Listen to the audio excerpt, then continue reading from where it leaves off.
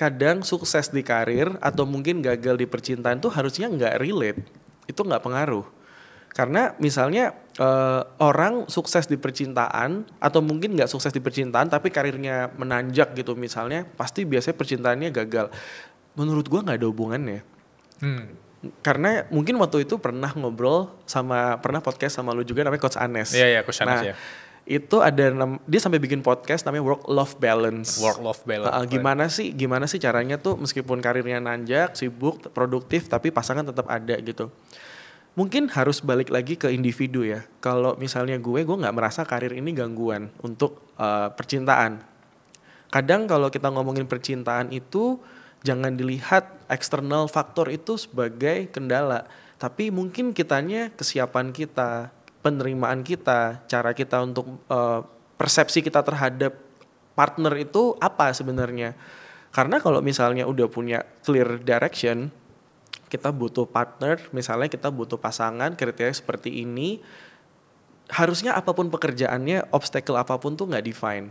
Karena lu pasti tahu kira-kira pasangan yang bisa jalan sama gue itu seperti apa. Dan kalau misalnya sekarang itu sendiri, mungkin sebaiknya jangan di-blame ke pekerjaan ya. Karena mungkin pekerjaan itu some achievement yang harus di-celebrate. Dan mungkin kalau sekarang itu sendiri, mungkin spare sometimes alone to think kira-kira apa yang mendefine kamu butuh pasangan dan mau pasangannya seperti apa. What are the things you have done in the previous. Kira-kira ke depan itu seperti apa. Dan put aside work. Karena kadang kalau ini in my personal ya, gue juga mengalamin. Kencan pertama ngomong kerjaan, kalau bahasa marketing tuh churn, hilang pasti. Lu malam WhatsApp udah, night udah nggak ada kabar.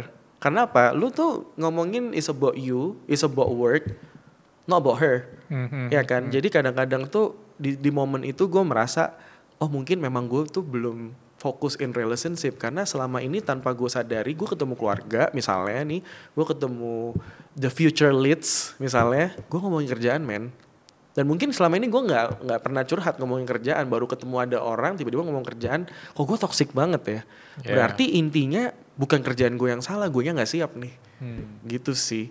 Jadi jangan salahkan pekerjaannya, coba refleksi diri dulu deh.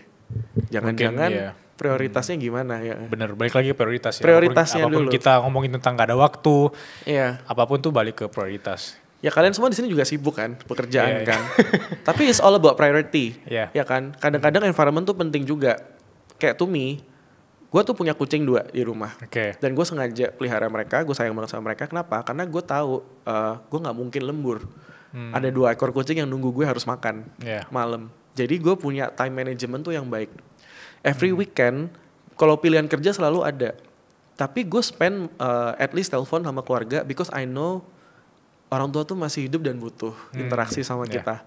Gitu loh. Kadang-kadang kita harus menciptakan itu. Terus temen deket, spare as much time sama orang-orang, support system tuh penting sekali.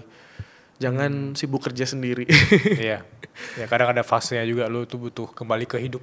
Ke kehidupannya sebenarnya. Gue udah melewati lah fase-fase yang honestly nyokap telepon gak gue angkat.